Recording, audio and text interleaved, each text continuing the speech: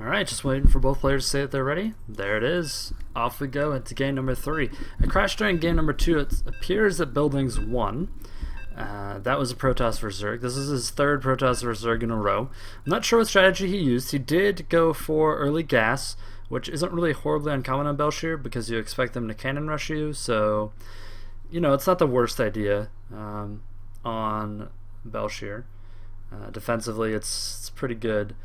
You got to turn it into something good, though. You got to be offensive with it if you're going to go for that. So we'll have to see what the players do here on Star Station. Blitz has had the opportunity to see two of his Protoss brethren fall to BuildingS, but BuildingS has gotten 2 games under his belt. He's probably pretty confident in Protoss vs Zerg. So we'll have to see who's going to be taking this game number 3 here on Star Station. In the bottom left-hand corner, we have spawning for Team Xtraterrestrials. We have BuildingS as the purple Zerg, which is of course the most legitimate of Zerg colors. And up here in the top right, spawning in for Team Elite, they haven't put a score up on the board yet. They are fielding for this game Blitz, the green Protoss. So, as I was talking about as the game was loading in, Team Elite has thrown, this is their third Protoss in a row. So they are really trusting in their Protoss to take down this Zerg player, even though he's already bested 2 of them. So we'll have to see if their faith is going to get them a win here in game number 3. Star Station's an interesting map. It's kind of difficult for both sides to take a third base. There's not really a lot of high ground units that can take advantage of this. Maybe you can bunch up here and move your Colossus back and forth, but I mean it's pretty difficult third to take. It's very quote unquote open. There's a lot of different attack paths to it. This side right here is just ridiculous. It's really difficult to hold that, especially as a Protoss player. Zerg can just kind of swarm around you, knock you down pretty easily. So to see if that's what he'll be doing here in this game.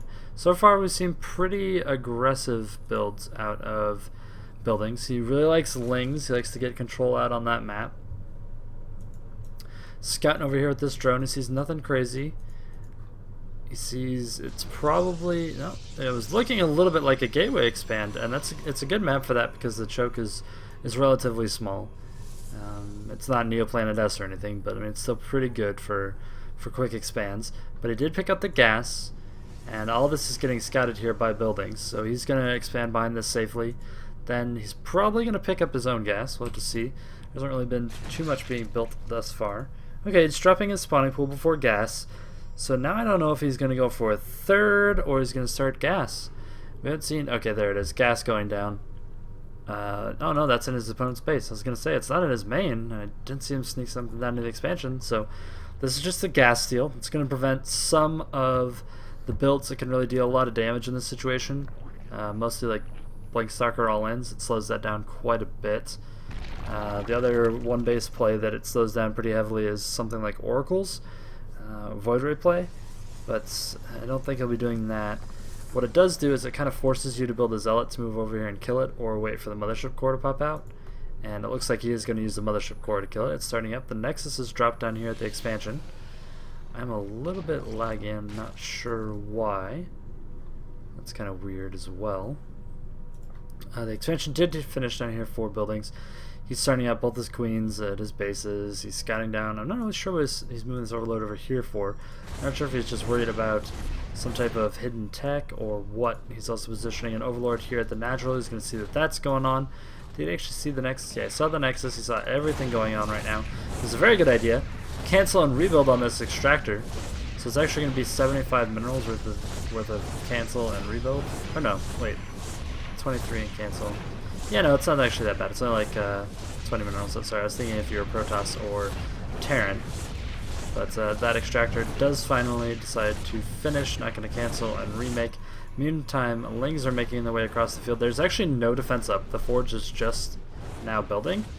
So really is relying on the Mothership Core to prevent all this from getting killed. There isn't even a Zealot being started here. Robo Bay is going down right now. Full wall in on these 4 Lings. They're not going to be able to back away. They're going to get this pylon though.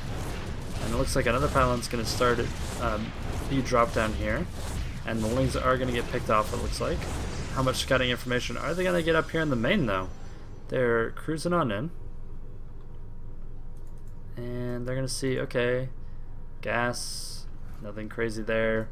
Nothing on the lower side of the map. Of course, you saw everything up here because of the extractor. My lag is actually really bad. I'm not really sure what's going on there. And third being taken here for BuildingS finally. He's also picking up all 4 of his gases at once. He had not picked up gas yet, and I was like, okay, well, I guess I'll go 4 gas. And we have Warp Prism and +1 going down here for our protest player. So it'll be interesting to see what he decides to do with that. There's a few plays you can make with the Warp Prism. The biggest one, of course, is, you know, having an army out here and then just kind of flying up, dropping a sentry right here, force fielding the ramp, and then jumping everything up onto the high ground and just going into the main while continuously force fielding the ramp. It's a pretty sweet trick. It's a little bit more useful now that the Warp Prism is a little bit faster. There's a little bit of people, you know, there's a decent amount of people trying tactics like that. They're quite fun and micro intensive, so that's always good. It's always good when a change is made to the game that encourages a bunch of fun micro instead of just, I'm going to build 9,000 drones. You may realize I like micro a lot more than macro. Alright, so this probe is going to get away because link speed isn't finished, so it should probably be able to get back to the base. We'll have to see. Just a nice little Benny Hill chase going down. How fast are they? 2.81? Aren't links like 3? Yeah, 2.95. So links will get a few more attacks on it. I think it'll probably get back to base because the shield regeneration should be fine. +1 about to finish, and there are 7 gateways going down right here, and this is kind of what I was thinking was going to be going down. When you see the +1, you know, and you see the Warp Prism, that's kind of a, oh, well, I guess he's going to do a big Zealot attack. That looks like what it's going to be going down over here. And there's 2 Immortals in here, so they're going to be ready for any roaches. However, there aren't any roaches on the field right now. I don't even think a roach warren was even built, was it? Oh, my BuildingS hotkey doesn't work. No, there's no roach warren being built. And this is kind of a pretty good read, especially the last few games. You saw that it was very heavily. Oh, did he see that? He didn't. He did not see this Warp Prism coming in. Oh, maybe he did. Queens are being repositioned. Must have just barely caught the edge of it. Meantime, BuildingS is going to start working down the front over here. A lot of Zealots being warped in right here. A few more.